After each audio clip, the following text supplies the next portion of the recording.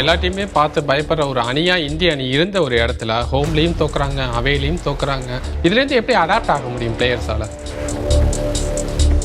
அஸ்வின் மாதிரி ஒரு 100% டீமுக்காக ஒத்துழைக்கக்கூடிய ஆட்கள் அந்த டீமை விட்டு வெளியே வராங்கன்னா அந்த மேனேஜ்மெண்ட்டு என்ன லட்சணத்தில் இருந்திருக்கோங்கிறத பார்த்துக்கலாம். இந்த டொமஸ்டிக்கில் பர்ஃபார்ம் பண்ணவங்களை கொண்டு வந்து வைக்கிறதுக்கு பதிலாக அங்கே குறுக்க ஒருத்தர் வர்றாரு, அவர் பேர் கோச். அவர் வந்து எனக்கு இவரை வேணும் அப்படிங்கிறாரு. அவர் யார் அப்படின்னா இல்லை எங்கள் ஊருக்காரர் அவர். நல்லா இருக்கு. அந்த கேப்டன் இல்லை அப்படின்னு சொன்ன கேப்டன் வந்து ஐயா ஐயா எனக்கு எனக்கு எனக்கு அப்படிங்கிறாரு. ரோஹித் சர்மா வந்து அவர் ரிட்டையர் ஆகிடுவார்னு சொல்லிட்டு ஒரு நியூஸை கிளப்பி விட்டு அந்த நியூஸை வெளியே லீக் பண்ண விட்டு அது அவர் காதில் போய் ஓத வச்சு அவர் வந்து ஐயோ நான் எங்கடா ரிட்டையர் ஆன தேவையில்லாத ஆட்களை எடுக்க மறுத்தாங்க. தேவையில்லாத ஆட்களை கொண்டு வந்து டீமுக்குள்ள சொருகினாங்க. அதான் நீங்க தேவையில்லாதன்னு சொல்றீங்களே, யார் யார் தேவையில்லாத ஆட்கள்? அதுதான்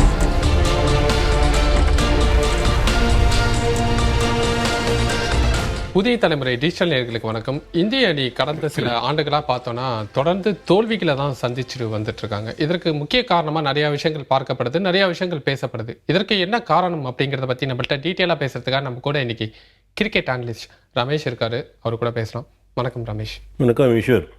சார், இந்திய அணி T20 வந்து ஒரு தோல்வி அடைஞ்சாங்க. அதை தொடர்ந்து ODIலையும் ஒரு தோல்வி. இதற்கு என்ன காரணம்? ரொம்ப சிம்பிள். நல்லா ஆடல. நம்மளை விட இங்கிலாண்டும் அயர்லாண்டும் நல்லா ஆடினாங்க, அதனால தோற்றோம். ஓகே, இந்த தோல்விக்கு முக்கிய காரணமாக என்னெல்லாம் பார்க்கலாம்? நம்ம டீம் செலெக்ஷனில் நிறைய பேர் பேசிகிட்டு இருக்காங்க. இந்த டீம் செலெக்ஷன் தான் இந்த தோல்விக்கு முக்கிய காரணமா? சரி, நம்ம ஓவராலாக நீங்கள் அயர்லாண்ட் அண்ட் அகெயின்ஸ்ட் இங்கிலாந்து நடந்த 2 சீரீஸை எடுத்து பார்த்தீங்கன்னா 2 கண்ட்ரிக்கிட்ட தோற்றுருக்கோம், ஒரு கண்ட்ரிக்கிட்ட 2 ஃபார்மேட்லேயும் தோற்றுருக்கோம்.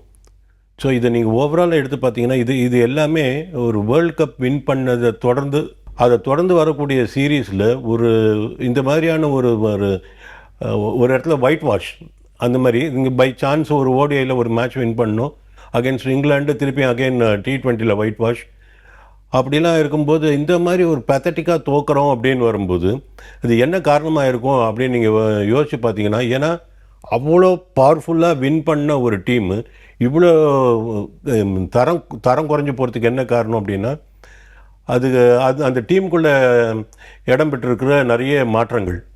அது குறிப்பாக அந்த கேப்டன் மாற்றப்பட்டார், சூரியகுமார் யாதவோட ட்ராப் பண்ணாங்க. என்ன காரணத்தினாலேயோ தெரியல, அந்த டீமை, இந்த ஜெயிச்ச டீமை என்ன குளறுபடி பண்ண முடியுமோ எல்லாம் பண்ணாங்க. அதில் ஒரு 5-6 பேர் அந்த டீமில் இருந்தவங்க ஃபர்தராக அடுத்த சீரீஸில் இப்போ நம்ம இங்கிலாந்துக்கு போன சீரீஸ்லையும் இருந்தாங்களே தவிர, பட் நிறைய மாற்றங்கள் இருந்தது. பும்ரா நடுவில் இல்லாமல் இருந்த பும்ரா இதில் வந்தார், ஒரு அடிஷன் இருந்தால் கூட. பட் நீங்கள் ஜென்ரலாக பார்த்தீங்கன்னா இந்த மாற்றங்கள்லாம் தேவையில்லாத மாற்றங்கள்ங்கிறது கடைசியில் ப்ரூவ் ஆயிடுச்சு. அவங்க என்ன சொன்னாங்கன்னா, நாங்கள் வந்து ஃப்யூச்சருக்காக டீமை ரெடி பண்ணுறோம், ஒரு புது டீமை பில்டு பண்ணுறோம், அந்த மாதிரி அந்த ரீப்ராசஸிங் இதில் மோடில் இருக்கிறதுனால கொஞ்சம் இந்த மாதிரி வெற்றி தோல்விகள்லாம் நடக்கும், அந்த தோல்விகள்லாம் வரத்துக்கு பாசிபிலிட்டி இருக்குது, நம்ம யங் பிளேயர்ஸுக்கு டைம் கொடுக்கணும் அப்படி எப்படிலாம் சொன்னாங்க. பட்டு யங் பிளேயர்ஸுக்கு டீமில் வந்தால் அவங்களுக்கு டைம் கொடுக்கணுங்கிறதுல மாற்றம் இல்லை. யங் பிளேயர்ஸ் ஏன் வந்தாங்க? ஃபஸ்ட்டு கொஸ்டின் அதானே, யங் பிளேயர்ஸ் ஏன் வரணும்? ஏன்னா இப்போது வந்து உதாரணத்துக்கு சொல்லணும்னு வச்சுக்கோங்களேன், இப்போது கங்குலி பீரியட் நீங்கள் எடுத்திங்கன்னா, கங்குலி கேப்டனாக இருக்கும்போது இருந்த பீரியட் வந்து அதுக்கு முன்னாடி வந்து நிறைய மேட்ச் ஃபிக்ஸிங் ஸ்கேண்டலில் நிறைய பேர் வெளியே போகிற மாதிரி ஆச்சு. அந்த அணியில் பயங்கரமான மாற்றம் இருந்தது. ஸோ நிறைய பேர் புதுசாக வந்தாங்க, ஹர்பஜன் மாதிரி ஆட்கள், சேவாக் மாதிரி ஆட்கள், யுவராஜ், இவங்கெல்லாம் வந்து புதுசாக வந்தாங்க. இந்த மாதிரி புது பிளேயர்ஸை வச்சு புதுசாக ஒரு டீம் ஃபார்ம் பண்ணணுன்னு இருந்தது. அப்படி இருக்கும்போது அதுக்கு பேர் ஒரு பழசெல்லாம் போயிடுச்சு, புதுசாக ஒன்று வந்து அதை நான் அந்த இந்தியன் டீமாக கொண்டு வரேன் அப்படிங்கிற ஒரு ப்ராசஸ் இருந்தது. இதுக்கு முன்னாடி நீங்கள் ஆஸ்திரேலியாவிலலாம் பார்த்தீங்கன்னா இந்த கெரி பேக்கர்னு ஒருத்தர் வந்தார். அவர் வந்து இந்த ஐசிசிக்கு பேரலாக, நீ இன்னும் வெறும் ஐசிசி நான் இருக்கேன் பாரு அப்படின்னு ஒருத்தர் வந்து அவர் தனியாக பேரலாக ஒரு டீம் டோர்னமெண்ட்லாம் கண்டக்ட் பண்ண ஆரம்பித்தார். பெரிய பெரிய பிஸ்தா பிளேயர்ஸ் எல்லாம் வெஸ்ட் இண்டீஸ்லேருந்து லாய்டு, ரிச்சர்ட்ஸு, இந்த மாதிரி ஆட்கள்லாம் போய் கெரி பேக்கரோட இதுக்கு மேட்சுங்க, அந்த அவரோட சைடு சேர்ந்து ஐசிசிக்கு அகெயின்ஸ்டாக சேர்ந்து அங்கே ஆட ஆரம்பிச்சிட்டாங்க. ஆஸ்திரேலியன் டீம்லேருந்து நிறைய பேர் போயிட்டாங்க, பெரிய பெரிய ஸ்டால்வர்ட்ஸ்லாம் போனாங்க. அப்போ என்ன ஆச்சுன்னா அந்த ஆஸ்திரேலியன் டீமை வந்து திருப்பி ஃப்ரெஷ்ஷாக ஒன்று ஆரம்பிக்க வேண்டியதாக போச்சு. ரீபில்ட் பண்ற மாதிரி. ஆமாம், அந்த ரீபில்டில் பில்டாகவே பண்ண வேண்டி இருந்தது. ஓகே. அந்த மாதிரி இருந்தது. அப்போ தான் ஆலன் பார்டர் உள்ளே வந்தார். ஆலன் பார்டர் உள்ளே வந்து புதுசாக அந்த டீமை உருவாக்கி, அந்த பூன் வந்தார், மார்ஷ் வந்தார், அந்த மாதிரி இதில் ஸ்டீவ் வா மாதிரி ஒரு கேரக்டர்லாம் மேலே வந்தது. அப்போது அந்த ஸ்டீவ் வா மாதிரி அவ்வளோ பவர்ஃபுல் ஒரு பிளேயரு ஒரு எமர்ஜ் ஆனார். அப்புறம் பார்டருக்கு அப்புறம் ஸ்டீவா எடுத்து அது கொண்டு வந்துட்டு இன்றைக்கி பார்க்குறீங்க ஆஸ்திரேலியன் டீம் எப்படி இருக்குன்னு. ஸோ அந்த மாதிரி எதுக்கு சொல்ல வரேன்னா, இதை அங்கெல்லாம் அவசியம் இருந்தது, அந்த டீமை ஒரு மாற்றம் பண்ணணுங்கிற அவசியம் இருந்தது. அதனால் மாற்றம் ஏற்பட்டது. இங்கே அவசியமே இல்லை. இல்லாத இடத்துல எதுக்கு அந்த மாற்றம் கொண்டு வந்தாங்கன்னு தெரியல. கொண்டு வந்ததுக்கு தேவையான எல்லா பலனும் அனுபவிச்சிட்டாங்க. இதற்கு காரணம் யார்? யார் காரணம்? போர்டு காரணம், போர்டில் இருக்கிற செலக்டர் காரணம்,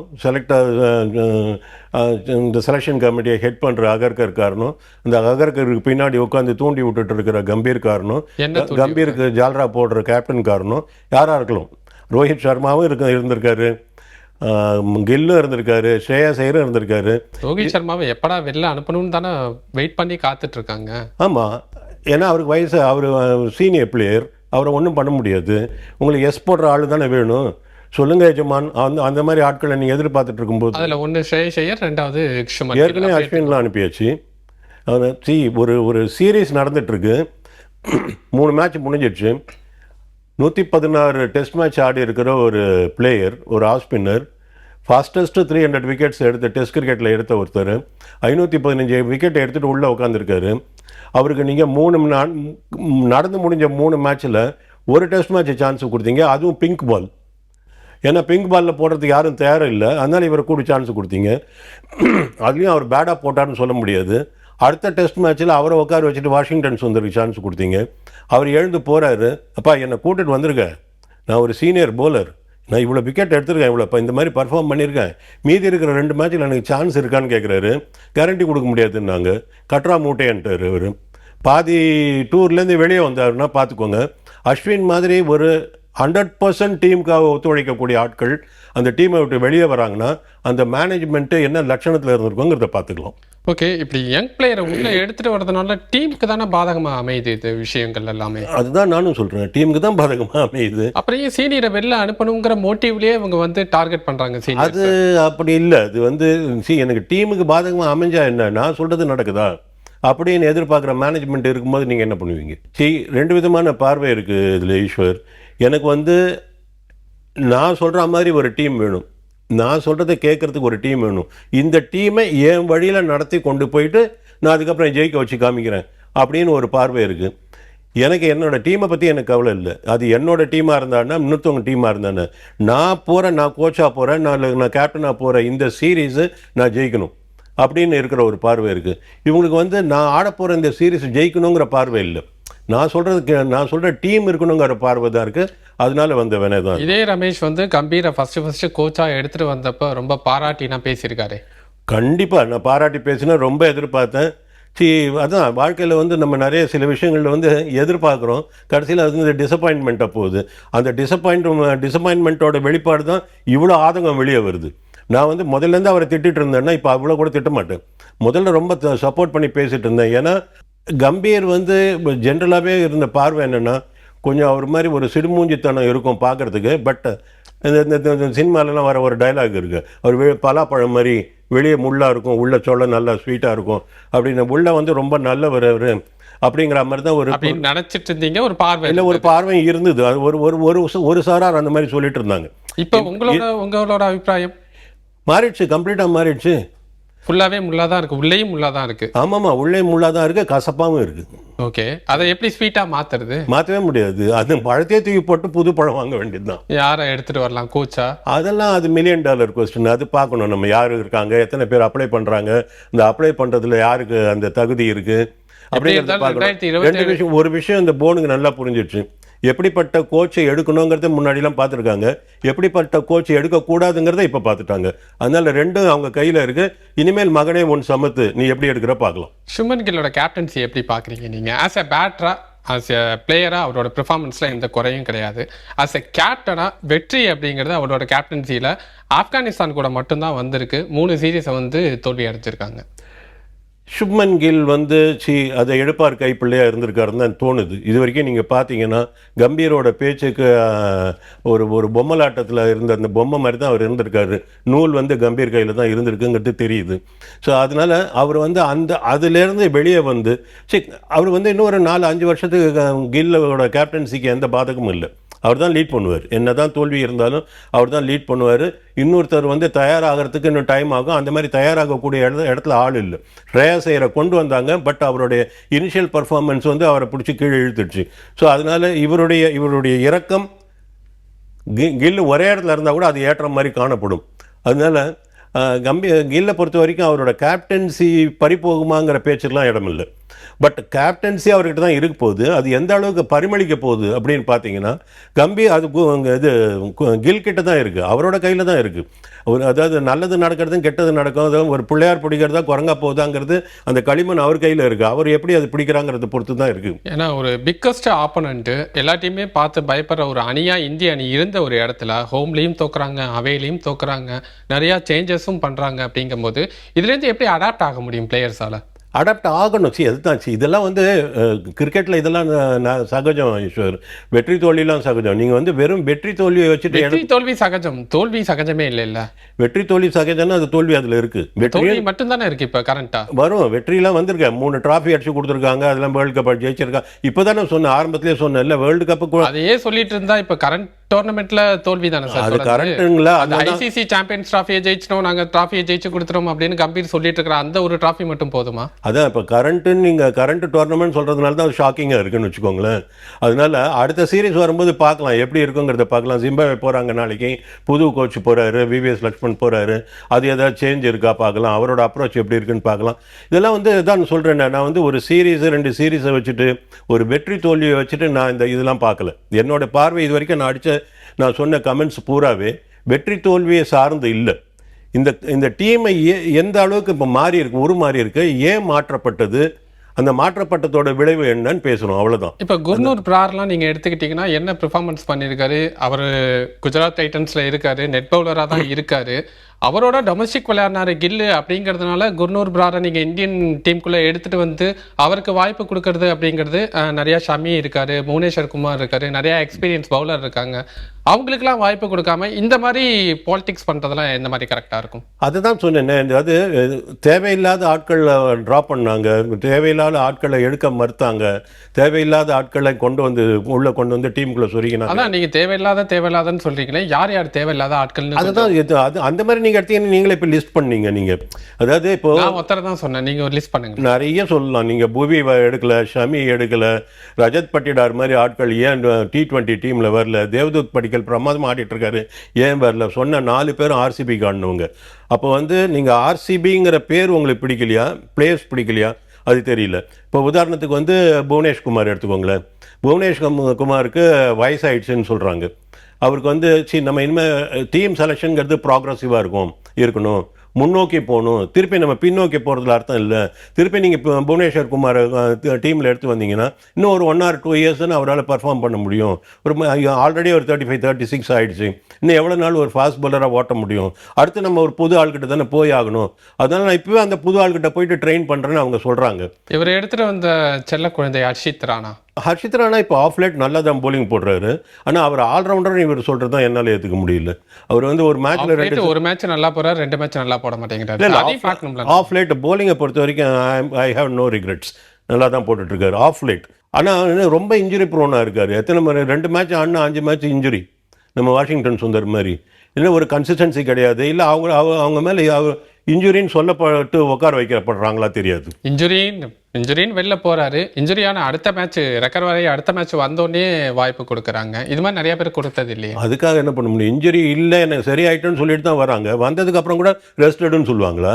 அதெல்லாம் வாய்ப்பு கொடுக்க தான் செய்வாங்க. வாய்ப்பு கொடுக்கணுங்கிறதுனால தான் டீமுக்குள்ளே வராங்க. அவருக்கு மட்டும் தான் நிறைய வாய்ப்புகளும் தராங்க, அதையும் பார்க்கணும்ல. ஆமாம், அது அவரை பொறுத்த வரைக்கும் தான் நிறைய வாய்ப்பு கொடுக்குறாங்க. ஏன்னா அது வந்து கம்பீரோட செல்ல குழந்தை.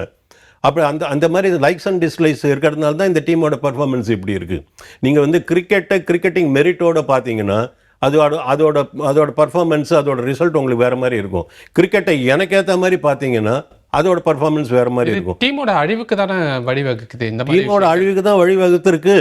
இல்லை அழிவுக்கு தானே வழிவகுக்கும்னு கேட்காதீங்க, வழிவகுத்திருக்கு. அப்போ வந்து கம்பீர் வந்தது டீமோட அழிவுதாங்கிறீங்க. அழிக்கிறதுக்காக கம்பீர் வரல, கம்பீர் வந்ததுக்கு அப்புறம் டீம் அழிஞ்சிருக்கு. ஓகே, எப்படி வேணா பார்க்கலாம். அதை இல்ல, போத்திக்கலாம் அந்த மாதிரி அப்படி பார்க்க முடியாது. இந்த பர்பஸ்க்காக அவர் வரல, அவர் வந்ததுக்கு அப்புறம் இது நடந்தது, அவ்வளவுதான். ஏன்னா இந்த மாற்றங்கள்லாம் செய்யறதே அவர் தானே. அவர் நல்ல மாற்றங்கள்லாம் கொண்டு வரணுங்கிற எண்ணத்துல தான் வந்தாரு. நீங்க சொன்னீங்களா ஆரம்பத்துல நான் அவரை சப்போர்ட் பண்ணேன்னு, அதையும் நான் அதுக்கும் கொஞ்சம் முட்டு கொடுக்கணும்ல, கொடுத்துடுறேன். அவர் நல்ல மாற்றங்கள், அதாவது என் மூலமா நல்ல விஷயங்கள் நடக்கணும், நான் கொண்டு வந்த பிளேயர்ஸ் ஸ்டெபிளைஸாக நிற்கணும், அவங்க நல்லா பர்ஃபார்ம் பண்ணணும், அவங்க மூலமாக இந்தியாவுக்கு ரிசல்ட் வரணும், இந்த ஆளை கொண்டு வந்தவன் நாங்கிற பேர் எனக்கு வரணுங்கிற எண்ணத்தில் தான் பண்ணார். ஆனால் அவர் எடுத்த முடிவுகள் எல்லாமே தப்பாக போச்சு. அந்த பேங்க் ராபரி கேஸில் சொல்லுவாங்களே, எல்லாம் கரெக்டு தான் சார், ஆனால் தப்பாக எழுதியிருக்கீங்க. அந்த மாதிரி நீங்கள் எல்லாம் தப்பாக போச்சு. அவரோட திங்கிங், அவருடைய எதிர்பார்ப்பு, அவர் மனசுக்குள்ளே இருந்த பிளான் எல்லாமே தியரிட்டிக்கலி ஓகே, ப்ராக்டிக்கலி எப்படி எக்ஸிக்யூட் பண்ணாருன்னு பார்த்தீங்கன்னா பெரிய ஜீரோ. அங்கே தான் அவர் ஃபெயில் ஆனார். ஓகே, இப்போ வாஷிங்டன் சுந்தர் 3 ஃபார்மேட் பிளேயரா? எனக்கு ஒரு டவுட் இருக்குது, இதை கொஞ்சம் கிளியர் பண்ணுங்க. டெஃபினட்டாக 3 ஃபார்மேட் பிளேயர் தான், ஆனால் அவர் எந்த இடத்துல ஆடணுங்கிறது இருக்குது. ஓகே, நீங்கள் டெண்டுல்கர் நல்ல பேட்ஸ்மேனா? அஃப்கோர்ஸ் நல்ல பேட்ஸ்மேன் தானே. கண்டிப்பாக அவர் எனக்கு என் டீமில் நம்பர் 10 ஆடணும். ஏற்றுக்க முடியாத ஒரு விஷயம். அதே தான் வாஷிங்டன் சுந்தர் கேஸ்லையும். வாஷிங்டன் சுந்தர் 1, 2, 3க்குள்ளே ஆடுறதா தான் நல்ல பேட்ஸ்மேன். 1, 2, 3க்குள்ள ஸ்லாட் இல்லையா? அப்போ எடுக்கவே வேண்டாம். அப்போ டீமில் வேண்டாம் அவர். அதான் அதாவது இந்த ஆளுக்கு இந்த ரோலுக்கு ஃபிட்டாக வரணும்னா இந்த ஆளை இந்த ரோலுக்கு கொண்டு போகணும் நீங்கள். அதுக்காக தான் அந்த ஆள். நீங்கள் அதை யூஸ் பண்ணுறதா இருந்தால் பரவாயில்ல, அதை யூஸ் பண்ணாமல் இந்த ரோல் பண்ணக்கூடிய ஆளை இங்கே எடுத்துகிட்டு அவருக்கு வேறு ரோல் நீங்கள் கொடுத்தீங்கன்னா அது ஒத்து வராது. அது ப்ரூவ் ஆகிருக்கு திருப்பி time and again it has been proved. இப்போ இந்த பாருங்கள், உதாரணத்துக்கு இந்த ஃபஸ்ட்டு ஓடிஐயில் பார்த்தீங்கன்னா வாஷிங்டன் சுந்தர் பிரமாதமாக ஆடினார், அக்ஷர் பட்டேல் பிரமாதமாக ஆடினார். அக்ஷர் பட்டேலுக்கு அவர்கிட்டையும் பேட் இருக்குது, அவருக்கும் பேட் பண்ண தெரியுங்கிறது அவர் காமிச்சார். ஏன்னா ரொம்ப பேர் சொல்லிட்டு இருக்காங்க அக்ஷர் பட்டேல் ஆல்ரவுண்டர்லாம் சொல்லிட்டு இருக்காங்க. அதனால் அவருக்கு எனக்கும் பேட் பண்ண தெரியும், அவங்களாம் சொல்கிறாங்கல்ல நம்ம ஆல்ரவுண்டர்னு, அப்போனா நான் பேட்டிங்கும் பண்ணணும்ல. ஆல்ரவுண்டரா இல்லையா? என்னை பொறுத்த வரைக்கும் இல்லை. எதனால்? ஏன்னா பேட்டிங்கில் ஒன்றும் காட்டுறது இல்லை. 30-40 யார் வேணாலும் அடிக்கலாங்க. அர்ஷித் ராணா போனாலும் அடிக்கலாம், ஷமி போனாலும் 4 சுற்றினா 30-40 வருவாங்க. அது இல்லை பிரச்சனை. போன T20 வேர்ல்ட் கப்பில் விராட் கோலியோட ஒரு பார்ட்னர்ஷிப் கொடுத்து அதே அக்ஷர் பட்டேல் தான் அந்த T20. நான் தான் ஏன் அவ்வளோ தூரம் போகிறீங்க? இங்கே ஓடிஐயில் ஃபர்ஸ்ட் மேட்ச் அடிச்சாருன்னு சொல்கிறேன்னு. அந்த மாதிரி one of allrounder Kapil Dev அப்படி தான் இருந்தாரா? ஆல்ரவுண்டர் அப்படி தான் இருந்தாரா? ஸோ நீங்கள் இம்ரான் கான் அப்படி தான் இருந்தாரா? ஆல்ரவுண்டர். இயான் பாத்தம் அப்படி தான் இருந்தாரா? ஆல்ரவுண்டர். ரிஷாட் ஆட்லி அப்படி ஆடினார், ஆல்ரவுண்டர். இவங்களாம் ஆல்ரவுண்டர். இவங்கள ஆல்ரவுண்டர்னு சொல்கிற வாயால் இவங்களே ஆல்ரவுண்டர்னு சொல்லணும் அப்படின்னா நீங்கள் சொல்லிக்க சாமி, நான் சொல்ல மாட்டேன். ஓகே, இப்போ டீமில் என்னென்ன சேஞ்சஸ் பண்ணணும்? இப்போது சஞ்சு சாம்சன் 3 மேட்ச்சு சரியாக விளையாடல, பெர்ஃபார்மன்ஸ் பண்ணல அப்படின்னா அவுட் ஆஃப் ஃபார்ம் அப்படின்னு சொல்லிட்டு அவரை ட்ராப் பண்ணுறீங்க. இதே இஷான் கிஷன் 5 T20 ஆகட்டும், 2 ODI ஆகட்டும் பெருசாக பெர்ஃபார்மன்ஸ் பண்ணல, அந்த மாதிரி பிளேயர்ஸ் ஏன் ட்ராப் பண்ண மாட்டேங்கிறீங்க? என்ன காரணம்? சஞ்சு சாம்சனோட இஷான் கிஷன் வயசு கம்மி. வயசு கம்மியாக இருந்தால் அவங்க பெர்ஃபார்மன்ஸ் பண்ணலனாலும் டீமில் இருப்பாங்க. ஆமாம், வயசு ஜாஸ்தியாக இருந்ததுன்னா வயசு ஜாஸ்திங்கிறத வச்சு தள்ளிடுவோம் நாங்கள். இதுதான் ஒரு காரணம். ஆமாம், சரி, ஒரு ஆளோட டீமில் இருக்கிறதுக்கு அவங்களோட பர்ஃபார்மன்ஸும் ஃபிட்னஸும் தான் முக்கியம், அவங்களோட வயசு முக்கியம் இல்லை. அதுதான் உண்மையான பார்வையாக இருக்க முடியும். இப்போ பாருங்கள், இன்னும் கூட நான் ஒரு படி மேலே போய் சொல்கிறேன். ரோஹித் சர்மா அவர் ரிட்டையர் ஆகிடுவார்னு சொல்லிட்டு ஒரு நியூஸை கிளப்பி விட்டு அந்த நியூஸை வெளியே லீக் பண்ண விட்டு அது அவர் காதில் போய் ஓத வச்சு அவர் ஐயோ நான் எங்கடா ரிட்டையர் ஆனேன்னு சொன்னேன் அப்படின்னு சொல்லிட்டு அவர் சுற்றி பார்த்து அவர் ஒரு முட்டுச்சந்து கூப்பிட்டு போயிட்டு அவராக ஓடிடணும் அப்படின்லாம் ட்ரை பண்ணாங்க. அது பணங்காட்டு நரி. இந்த சலசலப்பெல்லாம் நிறைய பார்த்துருக்குது. அதனால் அது ஒன்றும் போடா, நீ ஆச்சும் உங்கள் அப்பனாச்சுன்னு வந்தாள். ஸோ அந்த மாதிரி இருக்கும்போது நீங்கள் இப்போ சஞ்சு சாம்சன் மாதிரி ஆட்கள்லாம் நீங்கள் என்ன பண்ணுறீங்க? 3 மேட்ச் ஃபெயிலியர். யார்? வேர்ல்டு கப்பில் கடைசியாக வின் பண்ண வேர்ல்டு கப்பில் player of the tournament 3 match failure. Out of the team. நீங்கள் 11ல் ட்ராப் பண்ணல, ஸ்குவாடை விட்டு தூக்குறீங்க அவரை. இப்போ ஜிம்பாப்வே டூரில் இல்லை அவர். ஆமா. ஸோ அந்த மாதிரி இதெல்லாம் வந்து எதை காட்டுது அப்படின்றது. இப்போ பாருங்கள், ரோஹித் சர்மா வெளியே போயிடுவார்னு இவங்களாம் கிளப்பி விட்டாங்க. சஞ்சு சாம்சனை மெதுவாக பாக்கெட் பண்ணுறாங்க. அடுத்தது ரோஹித் சர்மா போனான்னா இது கோலி மட்டும் எப்படி இருப்பார், அவரும் பின்னாடி போயிடுவார், ஃப்ரெண்டுக்கு பின்னாடியே போயிடுவார்னு இவங்க எதிர்பார்க்குறாங்க. இன்னும் ஏற்கனவே அஸ்வினை துரத்தியாச்சு. ஜடேஜாங்கிற ஆள் என்ன ஆனார்னே தெரியல. சொல்லாமல் கொள்ளாமலே காணாமல் போயிட்டாங்க. அவர் வந்து காணவில்லை, ஒரு இது போஸ்டர் போட்டு தேடலான்னு நினைக்கிறேன். அது என்ன ஆனார் அவர் அப்படிங்கிறது தெரியாது. இந்த சாகல்னு சொல்லிட்டு யஜுவேந்தர் சாகல்னு ஒருத்தர் போலிங் போட்டுட்டு இருந்தார். அவர் வந்து என்னடா இது, நான் என்னடா ஏன்டா அப்படின்னு கேட்குறா. திடீர்னு அவர் டீம்லேயே இல்லை. ஸோ இப்போ இந்த மாதிரியான சீனியர்ஸ் எல்லாத்தையும் துரத்திடணும் அப்படிங்கிற ஒரு எண்ணம் இருக்கும்போது நீங்கள் என்ன பண்ணுவீங்க? நான் என்ன சொல்ல வந்தேன்னா, இந்த டீமில் வந்து பர்ஃபார்மன்ஸ் வச்சுக்கோங்க. ஓகே, 3 மேட்ச்சுக்கு ஒரு மேட்ச் தான் அடிக்கிற ரோஹித் சர்மா, ரைட். மீதி எல்லாம் மற்ற பேட்ஸ்மென்லாம் எவ்வளோ மேட்ச்சுக்கு ஒரு மேட்ச் அடிச்சிட்டாங்க? உங்கள் டீமில் ரெகுலராக இடம்பெறுற மற்றவங்கலாம் எவ்வளோ மேட்ச்சுக்கு ஒரு மேட்ச் அடிச்சாங்க? எக்ஸப்ட் கில் வேற யாரும் அது கன்சிஸ்டண்ட்டாக பர்ஃபார்ம் பண்ணுறது கிடையாது. ஓகே, கில் ஒருத்தர் தான் அது பண்ணுறாரு. அதனால கில்லை பற்றி அதுலேருந்து வெளியே எடுத்துருங்க. பட் அடுத்த பாயிண்ட் வாங்க. பர்ஃபார்மன்ஸுக்கு இந்த மாதிரி இருக்குது. அடுத்த பாயிண்ட்டு ஃபிட்னஸ். நீங்கள் ஒரு ஆள் ரோஹித் சர்மா மாதிரி ஆளை பார்த்தா ப்ளம்பியாக குண்டா அப்படி புதுக்குன்னு இருக்க மாதிரி இருக்காரு. அவரை மாதிரி ஒரு ஃபிட்னஸ் இருக்கிற ஒரு ஆள் இந்தியன் டீமில் காட்டுவீங்க? கோலியை விட்டுருங்க. கோலி தவிர என்றைக்காவது ஒரு மேட்ச்சு எனக்கு கையில் அடி, காலில் அடி, கழுத்து சுளுக்கிச்சு, கால் வீங்கிடுச்சின்னு சொல்லிட்டு உள்ளே போய் உட்காந்துருக்காரா? இல்லை நாட் அவைலபிள்னு சொல்லியிருக்காரா ஃபிட்னஸ் காரணத்துக்கு காமிச்சு? ஒரு நாளும் கிடையாது. அவரை நீங்கள் பின்ன என்ன காரணம் சொல்லுவீங்க? கரெக்ட் தான். ஸோ இதெல்லாம் வந்து விருப்பு வெறுப்பு சார்ந்து இந்த டீம் செயல்பட்டு வருகிறது. அது மாறினா தான் சரியாகும். அந்த மாற்றத்துக்கு ஒரே வழி கோச் மாற்றப்பட வேண்டும், கோச்சுக்காமல் மாற்றப்பட வேண்டும். ஓகே, இப்போ வைபவ் சூரியவன்சி நல்ல பிளேயர், நல்ல பெர்ஃபார்மன்ஸ் பண்ணுறாரு, 15 வயசு தான் ஆகுது.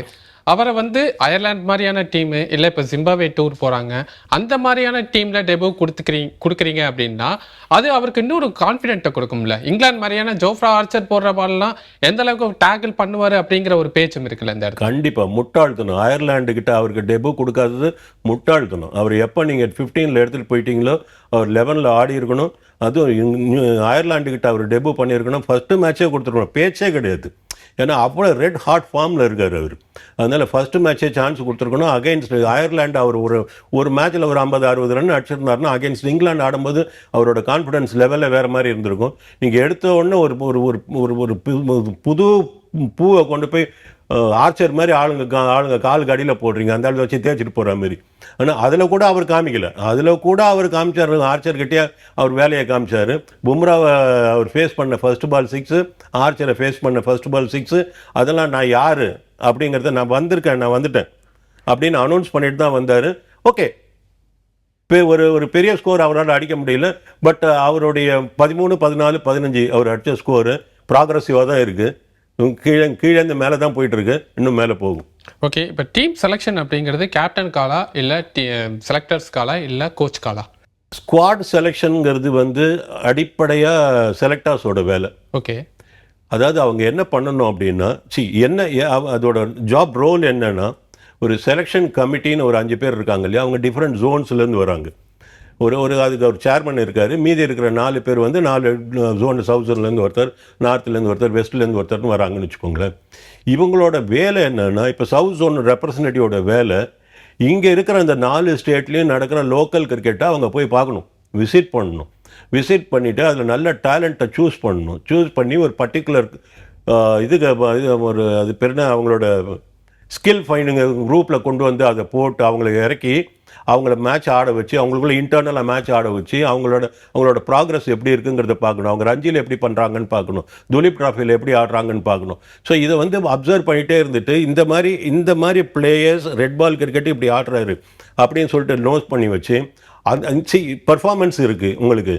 ஓகே, இந்த மாதிரி ஒரு லிஸ்ட்டு இருக்குது. புதுசு பழைய லிஸ்ட்டு ஒன்று இருக்குது. ஏற்கனவே ரெட் பால் கிரிக்கெட்டில் ஆடி பர்ஃபார்ம் பண்ணவங்க இருக்குது.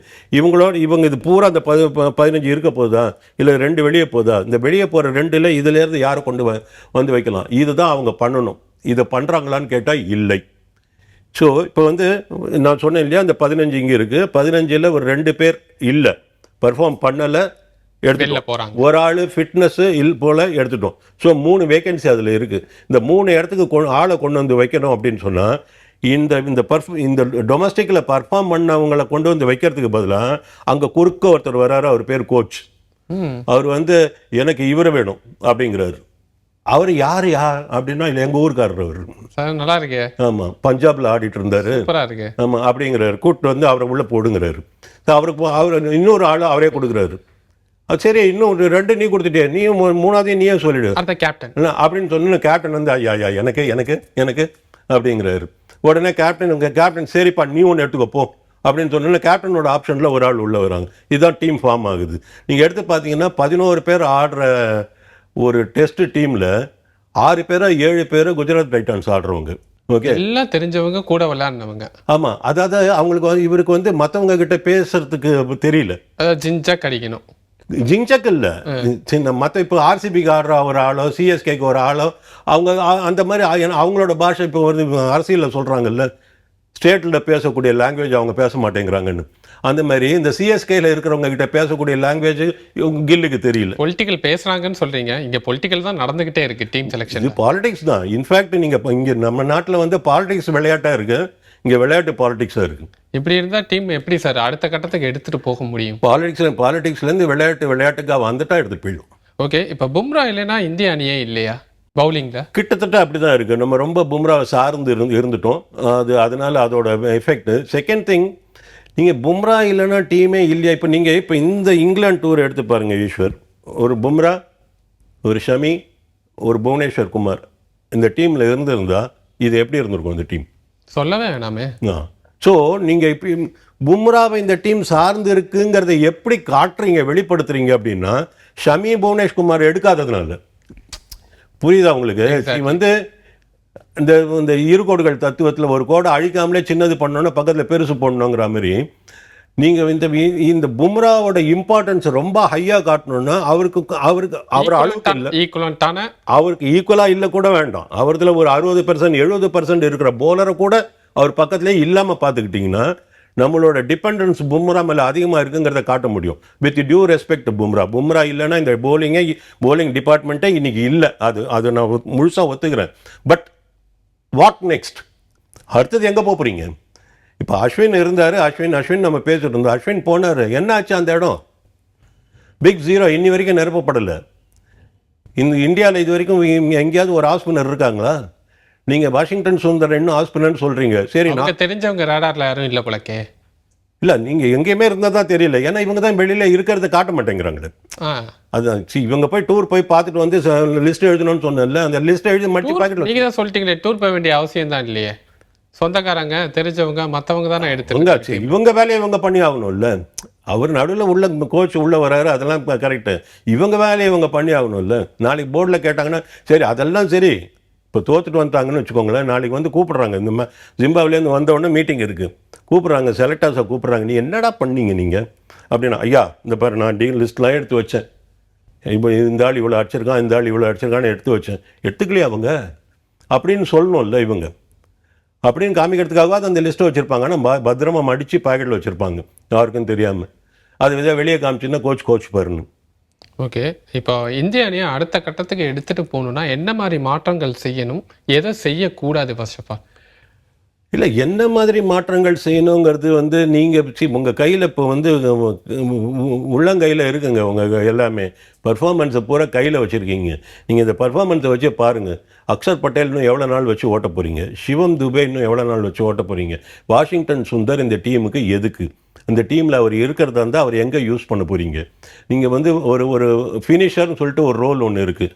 ஓகே, இந்த லிமிட்டட் ஓவர்ஸ்ன்னு எடுத்து பார்த்தீங்கன்னா ஃபினிஷர்னு, அதுவும் T20 எடுத்து பார்த்தீங்கன்னா ஃபினிஷர்னு ஒரு ரோல் இருக்குது. அந்த ரோல் யார் பண்ண போகிறாங்க? Shivam Dube is a good finisher, agreed. Fast bowling ஆட வருது அவருக்கு. கண்டிப்பாக நீங்கள் 18, 19, 20 ஓவரில் ஃபாஸ்ட் பாலிங் வரப்போகுது. நீங்கள் ஒரு ஃபினிஷர்னு சொல்கிறீங்க, ஃபினிஷரோட ரோல் 18, 19, 20 தான் இருக்க போகுது. அந்த இடத்துல ஃபாஸ்ட் பாலிங் போட போகிறாங்க. இவர் ரெடியா? அதுக்கு தான் ப்ரமோட் பண்ணி மேலே அனுப்புனாங்க, திலக் வர்மா வக்கீல அனுப்புனாங்க. அவர் ரெடியா? அப்படி தானே பண்ணுறாங்க. இல்லையே, அதுதான் சொல்கிறேன். அதான் இல்லையே. திலக் வர்மா, வாஷிங்டன் சுந்தர், திலக் வர்மா இவங்க எல்லாருமே டாப் ஆஃப் த ஆர்டரில் பேட் பண்ண வேண்டிய ஆட்கள். அவங்கள நீங்கள் ஃபினிஷர் ரோலில் வைக்கிறீங்க. ஃபினிஷர் ரோலில் இருக்க வேண்டிய ரிங்கு சிங்கை வீட்டில் உட்காந்துருக்காரு. அதுதான் நான் சொல்ல வரேன். ஹர்திக் பாண்டியா. ஹர்திக் பாண்டியா இன்ஜுரி வச்சுக்கோங்க. ஃபினிஷர் ரோலில் இருக்க வேண்டிய ரஜத் பட்டிடார் வீட்டில் இருக்காரு. நீங்கள் அவரெல்லாம் ஒரு நம்பர் 5 நம்பர் 6லாம் ஆடினா he can get you some quick 40-50 runs in 15-20 balls. Okay sir, பார்க்கலாம் என்ன மாதிரி மாற்றங்கள் செய்ய போகிறாங்க, டீமை எப்படி ரீவேம்ப் பண்ண போகிறாங்க அப்படிங்கிற கேள்வி எல்லாருக்குமே இருக்குது. ஏன்னா நிறையா யங்ஸ்டர்ஸ்க்கு வாய்ப்பு கொடுக்குறாங்க, அது நல்ல ஒரு விஷயம்தான். பட் அது ரிசல்ட்டில் எந்த அளவுக்கு பாதிப்பை ஏற்படுத்துது அப்படிங்கிறத கண்டிப்பாக இங்கே இந்த இடத்துல பார்த்தே தான் ஆகணும். அடுத்தடுத்த சீரியஸ் நிறையாவே இருக்குது. ஜிம்பாவே கூட இருக்குது, ஸ்ரீலங்கா கூட டெஸ்ட் விளையாட போகிறோம். இன்னும் இந்தியா வந்து ஸ்பின்னுக்கு எந்த அளவுக்கு ரெடியாக இருக்காங்க அப்படிங்கிறது இன்னி வரைக்கும் தெரில. ஸோ அடுத்தடுத்தது என்ன மாதிரியான மாற்றங்கள் வருது அப்படிங்கிறதெல்லாம் பொறுத்திருந்து பார்க்கலாம் சார். இந்த இன்டர்வியூவில் கொஞ்சம் நம்ம இந்த சீரியஸ்னஸ்ல ரொம்ப தமாஷ் பண்ணிட்டோம். ரொம்ப ரொம்ப ஒரு மாதிரி ஹியூமரஸாக பேசிட்டோம் அதை. ஏன்னா அதுக்கு உண்டான அந்த சீரியஸ்னஸ் கொடுக்காம கொஞ்சம் ஜாலியாக பேசின மாதிரி இருக்குது. காரணம் என்ன தெரியுமா? சொல்லுங்கள். ரொம்ப சிரிப்பாக சிரிச்சிடுச்சு இந்தியன் கிரிக்கெட், அதனால தான். ஓகே சார், நல்லா இருந்துச்சு. இதையும் ஹியூமரோடையே முடிக்கிறீங்க, ரொம்ப சந்தோஷம் தான். நேரம் உங்கள் கருத்துக்களை பகிர்ந்துக்கிறதுக்கு நன்றி. தேங்க்யூ.